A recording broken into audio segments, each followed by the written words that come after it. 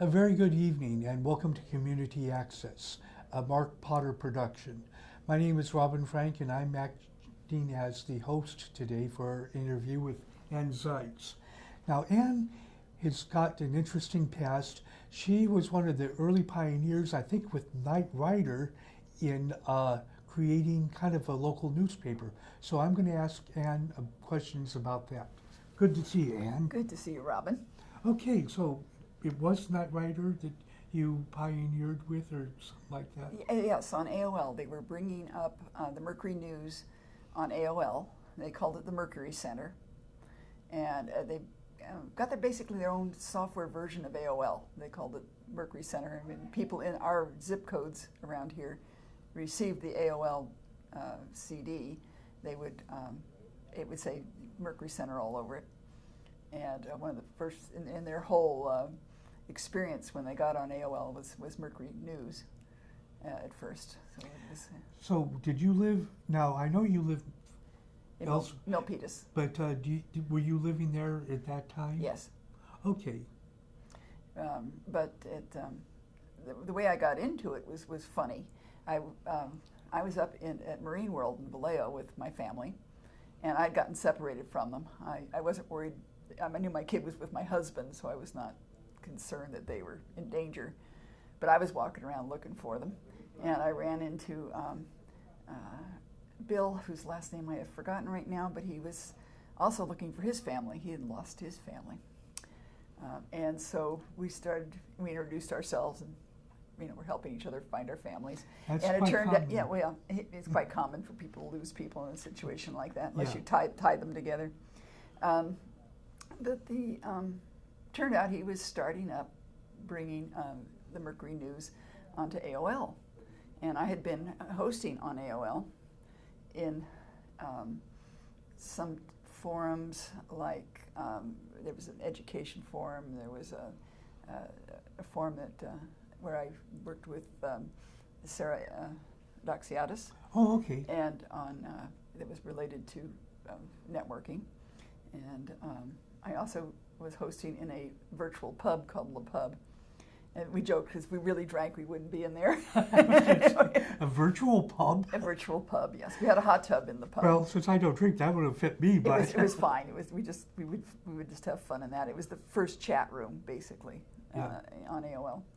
And so I knew how to. I basically had helped host that. So I learned about hosting in social media quite a long time ago. It must have been 89, 90.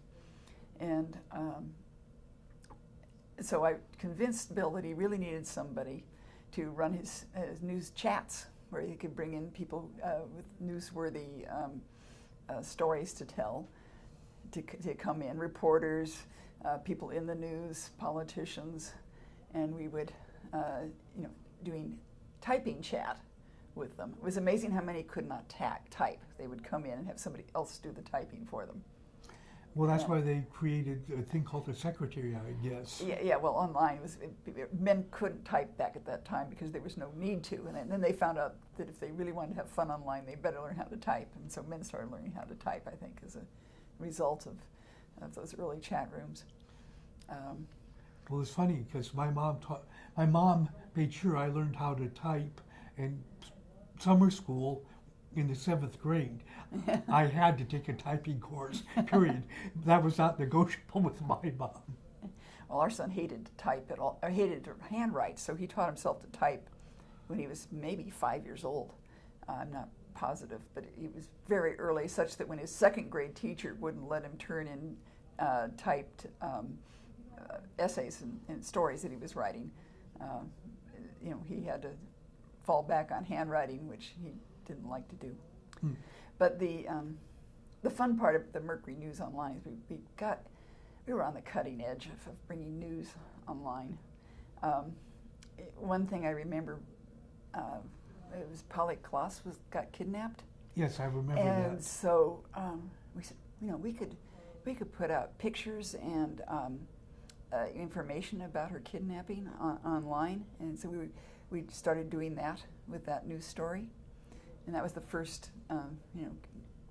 missing child kind of news story that came kind up of online. somewhat in a different sort of sense, put you on the map. Yeah. And then a little while later, Jupiter got hit by a comet. You probably remember that story. Yeah.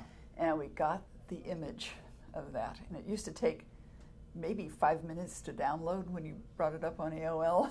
You could kind of see the top of the planet, and then a little bit more of it, a little bit more of it, a little I bit more remember of it. those days. Yeah. And so that was sort of earth-breaking then. We had different news people online. They were making new news. One woman had recently ridden her bike from California to Florida in some kind of a biking marathon type of contest.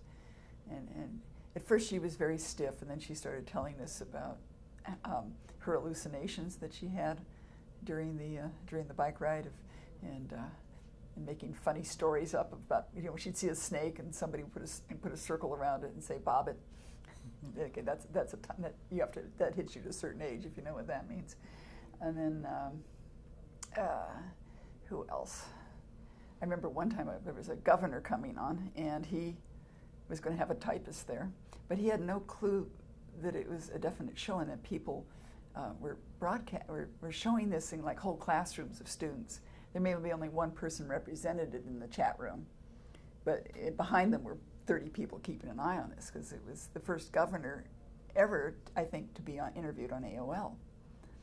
And he kept on sort of like wandering away. Are you there? Are you still there? We had problems keeping his attention and making him realize it was about the same as being on TV. Well, one, it was a completely new concept that no one had really tried before, yeah. And you guys were setting the groundwork to make it work. Right.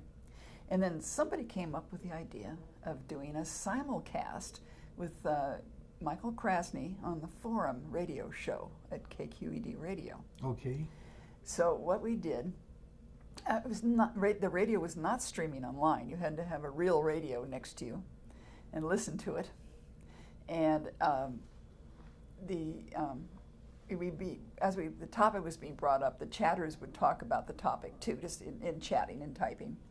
And then if somebody came up with a question, there was an intern at KQED who would relay the question to the producer, who would decide whether it was good enough to hand over to Michael Krasny to say. And one of our listeners in the Mercury Center chat is asking, and the people soon found out that was a far easier way to get your question on the forum show than trying to call in and getting a busy signal, because that was only one line.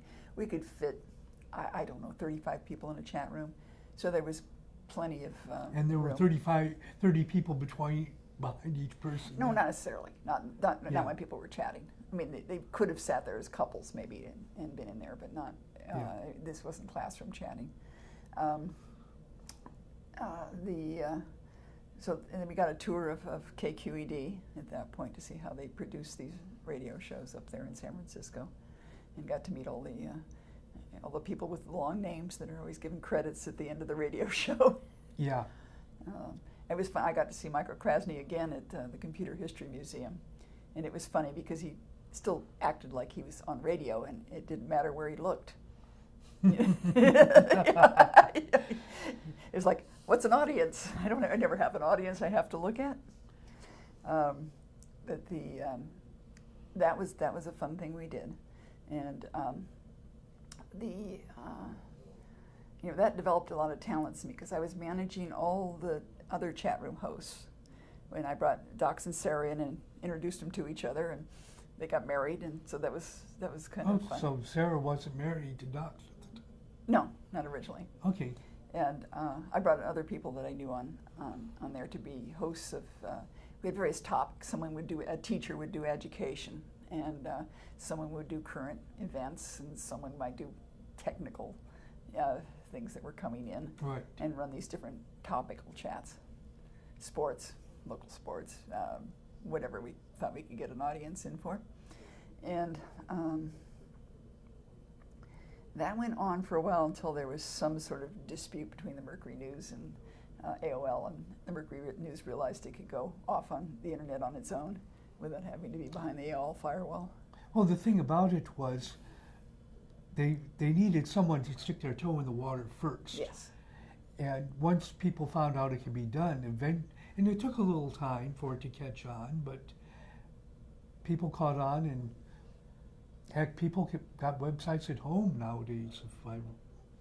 Yeah, I ran a website for 20 years out of my living room, and it was a lot of fun. So, going back to the original thing, did you ever find your kids? Oh yeah, we all found our kids and our husbands and what have you, and I talked Bill into having chats and to have message boards on various topics, and usually the host of a particular topic would also be the message board moderator. So the education chat host would moderate the education message board. Yeah. Well, at that time you actually had to have more computer skills than you do today. Yeah, to be able to type fast. Yeah. Yeah. And also, what was kind of interesting is that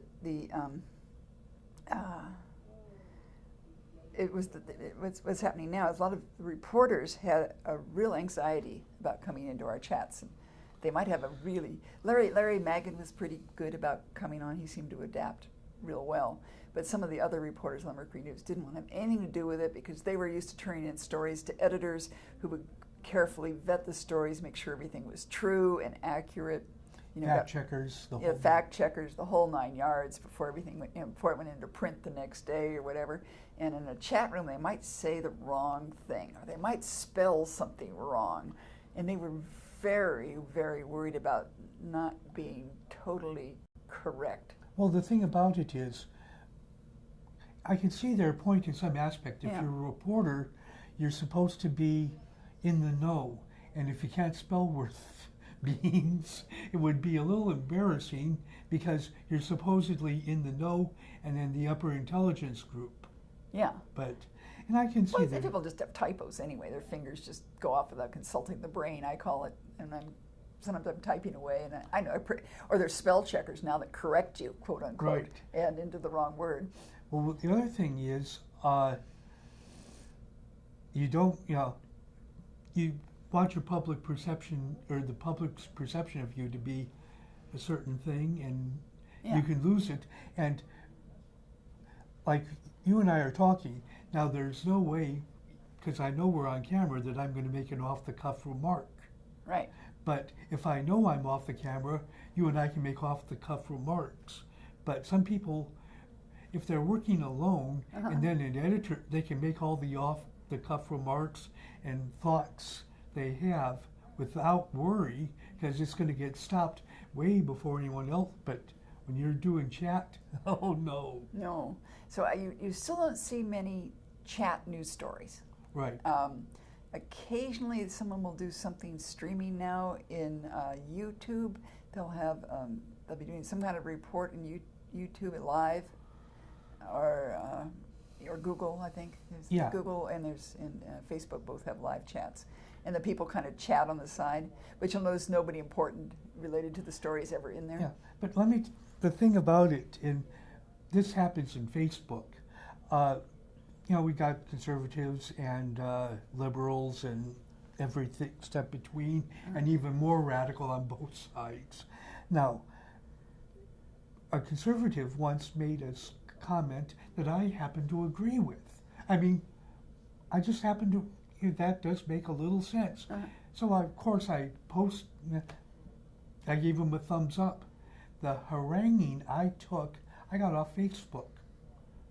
I mean, I just walked away from all of it because, it's like, I happen to agree with someone that came up with something, and it wasn't on a major subject. I mean, it wasn't Trump versus Clinton or, anything of, and the amount of haranguing you get is amazing.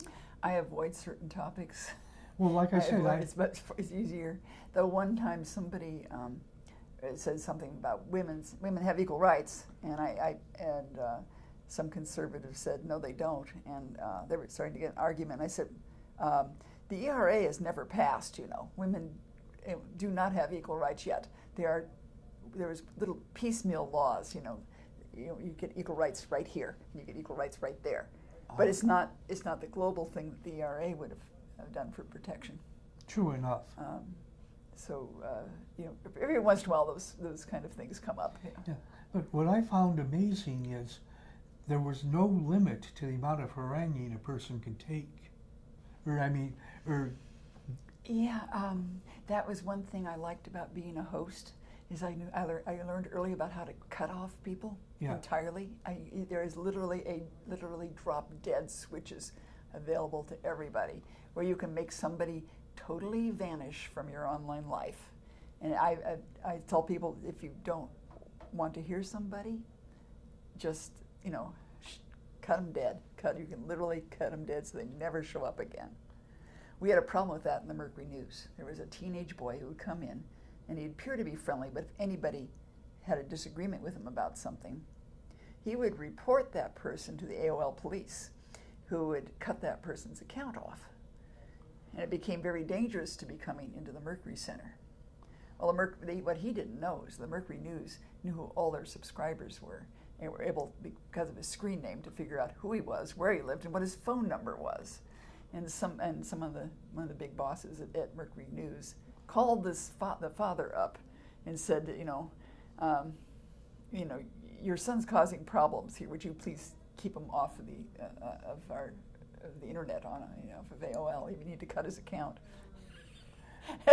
We never didn't see from him again. The father did not like being called up by a major editor at the Mercury News. Well, I think there's an old adage, and who knows that don't piss anyone off that writes in pen and ink or something. Yeah. Oh, yeah. But I'm saying there are ways as hosts that we can make it appear. A person could be typing and chatting; they'd see everything, but no one else would see what they typed. Right. So they were just totally quiet. You can still do that. You can do that on Facebook. So if you don't want to hear what somebody says, you can just cut them off. Yeah. Well, I just chose to walk away from Facebook. Yeah. So, and I don't know how much longer I'll last there. Well, the thing I look at is one body less, no one will notice. Yeah. Well, it is when you begin to have fewer and fewer friends there. My brother is decided he's just had it with it and not stopped going. And he lives up in Montana, and he's got deer in his yard. He's got a beautiful, beautiful garden. He was always posting pictures of his garden, and I could keep up with what he was doing and the interesting things he was doing. And now he's decided not to be there. My daughter is barely there, and my grandson isn't there at all. Apparently the real younger generation doesn't like Facebook a bit. Well, it got taken over, and basically what happened is, we'll say it was our group that did, and we've continued on, and the kids want something that's for them. They like a text messaging. Right. Directly to their own phones from their friends. No one else has it. You only get messages from people you want. Yeah. Well, in one aspect it's good, but in another aspect it's very sad. I used the bus, I don't know whether you knew that or not, but I used the bus. Now, well, I've now got a car, but I'd be on a crowded bus with about 40 people, and everyone's like this. And it's like, when I took the bus to college, man, we were all yapping. The whole bus, and this was the same. Yeah. This was the same bus lines that, because I went to college out here in California, in the Bay Area, and so it was San Jose State, De Anza, Foothill College that I would be on bus to. And like I said, everyone was yapping away. Oh, we made great friends on our commutes, yeah. Exactly. I had a commute from the suburbs of Portland into Portland on a regular basis. Right. And always, at the same time of day, they were always the same people. Right. And so, we got talking to each other. The same bus driver, everybody, he knew exactly where he wanted to get off. He didn't have to bother to pull any strings. Yeah. But now you're like this, and it's like, when did I walk into a mausoleum? I mean, a rolling mausoleum. But it can, The other day I was in Jamba Juice, and I talked to the person who was next to me in line for a while, and the the person who was serving me says, "You know him?" I go like, "No, we just met in line." You know, "You're talking to a strange man in line? Oh, are you taking risks?" You know. Well, he had a staple shirt on, so I assumed he worked at the store around the corner. Well, not only that, okay, line of groceries. I'm sitting there with a couple of items, and two women are talking, and one of them says something, and I just bust out. Yeah. You know, I bust up, you know, I'm laughing. And, you know, sometimes I'm greeted, Yeah. you know, it's like, "Oh, you understand." Or sometimes I get this look like, "What are you doing?" And I'm sitting there, "It was funny, I'm sorry. I'm right behind you. What am I going to do? Where am I going to go?" Yeah, it sometimes when things get down to text, people aren't as funny. Yeah. Some people will deliberately put a joke up